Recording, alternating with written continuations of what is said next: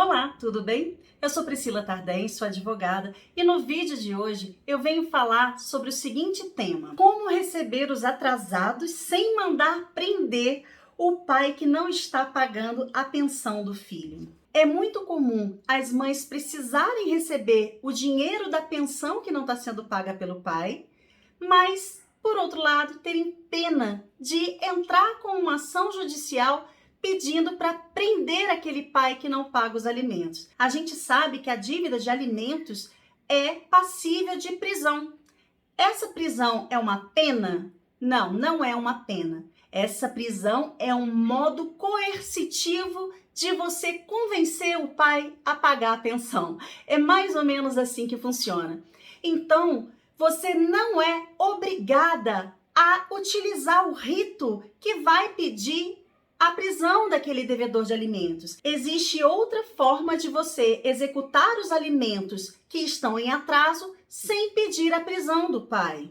Então, eu vou explicar como é que funciona, mas antes de chegar nesse ponto, eu preciso dizer o que tem que ter acontecido antes. Você só pode cobrar o valor que não está sendo pago pelo pai se você um dia teve uma sentença determinando que esse pai pagasse os alimentos para o filho. Se vocês nunca foram para a justiça para fixar os alimentos, essa obrigação que o pai tem de pagar o valor X na data X, então você não pode ir direto para essa fase que eu vou falar agora. O que você precisa fazer é entrar com uma ação de alimentos, pedindo para que o juiz fixe o valor dos alimentos e determine uma data para que ele pague. E aí, se ele descumprir essa ordem judicial, aí sim você vai poder entrar nessa segunda fase que eu vou explicar, ok? Então, é só para deixar bem claro que antes de você executar, você tem que ter uma sentença ou determinando o pagamento da pensão ou homologando algum acordo que vocês tenham feito, ok? Então, vamos lá.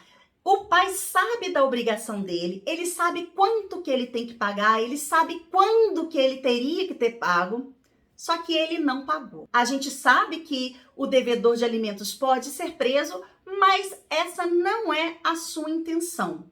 Bom, sobre a prisão por dívida alimentícia, eu preciso esclarecer que ela só é devida referente aos 3 últimos meses que deixaram de ser pagos, além das prestações que vencerem no curso do processo, ok? Então, existem casos que ainda que você queira entrar pelo rito da prisão, você não pode. Acontece que, quando você puder entrar com o pedido de execução pelo rito da prisão, você não precisa seguir esse rito, você não precisa pedir a prisão do pai do seu filho. Você pode simplesmente entrar com o cumprimento de sentença, que é o nome da peça que o advogado vai fazer para você, pedindo que seja feita a expropriação do valor que é devido. Eu vou explicar, eu sei que é confuso. Vamos lá.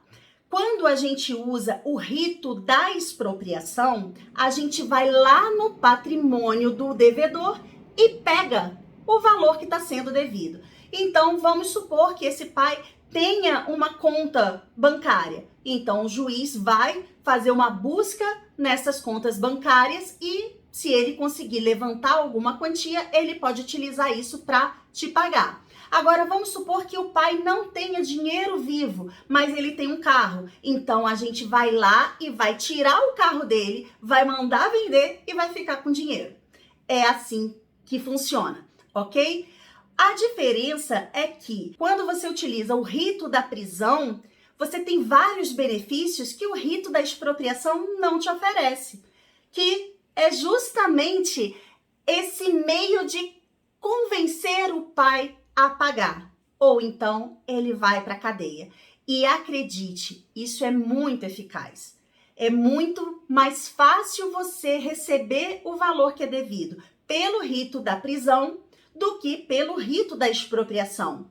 Mas se você não quer mandar prender o pai do seu filho, ok, não precisa. Você vai direto para o rito da expropriação. Agora, para você entender como é que funciona isso, pensa cobrança normal. Algum banco, por exemplo, está cobrando o valor que foi pego em financiamento e que a pessoa não pagou. É um exemplo, tá? Esse banco vai utilizar de uma via semelhante a essa sua, em que ele vai pedir a expropriação dos bens do devedor para pagamento da dívida.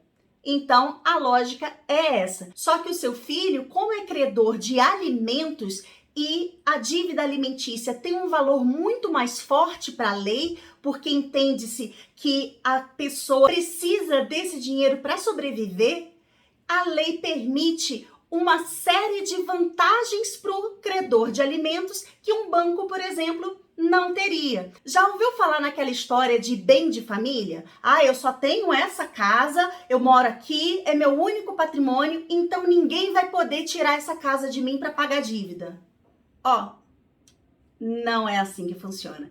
Se a dívida for de alimentos, a gente pode pegar essa casa, mandar vender, tirar para o filho o valor que o pai estava devendo e entrega para ele a diferença, ele faz o que ele quiser. Isso só é possível porque a gente está diante de uma dívida alimentícia.